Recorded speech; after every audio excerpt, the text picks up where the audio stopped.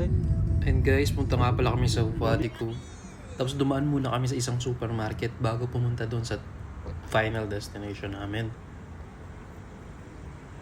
Tapos, ang tagal naman ng video. Ayun, nakarating na kami agad guys. Yan, inaayos muna namin yung aming tent na gagamitin para sa gabing ito. Actually, yung mga babae lang yung matutulog dyan. Yung iba sa sasakyan, tapos ako may sarili akong tent. Na hiniram ko lang din. Yan, medyo gusot-gusot pa yung tent. So, pinagtutulong-tulungan namin. Tapos natapos din. Ayan, inaayos na ni Kuya Benz yung uling namin. Tapos yan, paapoy-apoy lang kami. Yan. Ang gamit namin dito yung parang yung ini-spray, yung buga lang. Yan, tapos may uling na din kami. Tapos nun, luto na ng chicken na medyo dry.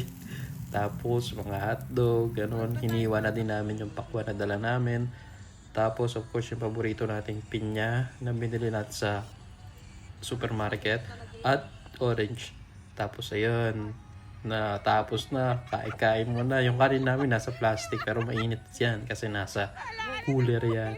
After kumain, naglaro muna kami ng pusoy dos. Sana lang yung bra ko, pusoy dos. Tapos, naglaro din kami ng Uno. Siyempre, panalo ako dyan. After kumain, yun, tulog na. Tulog muna tayo, 3 AM na to. Hindi ko masarap. Pasensya na guys. Hindi kasi sa akin tong tent na to. Ayan, sige guys, good night. Ako yung unang nagising guys, tapos naglakad-lakad muna ako. After ko maglakad-lakad, nagpakulo na ako ng tubig. Tapos ginising ko na sila kasi nakapagtimpla na ako ng kape, baka lumamig. Ayan. After magkape, hinintay lang namin yung sunset. Lakad-lakad, zoom in. O, diba?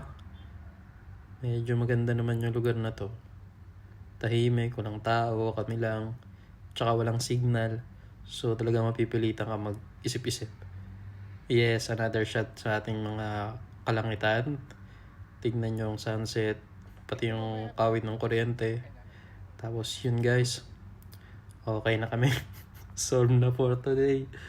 Uwi na kami umalis kami doon mga alas 7 ng umaga kasi may pasok pa ako ng 11. Alas 10 ganun, 10 or 11 ganun.